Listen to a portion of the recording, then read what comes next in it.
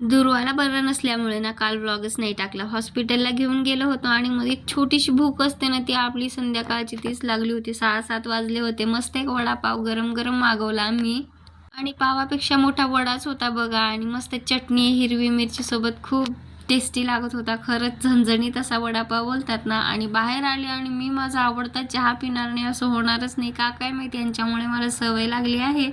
आणि बाहेर आलो तर दुर्वा आम्हाला हाती हाती म्हणून घोडा दाखवू लागली होती. आणि आता गणपती बाप्पा तयारच आहेत आपल्याकडे येण्यासाठी आणि किती सुंदर सुंदर होते ना, खूपच जास्त सुंदर होते. आमच्या सोसायटीमध्ये पण बसवतात, मी तुमच्यासोबत नक्की शेअर करेल. सगळ्यामध्ये बसवतात.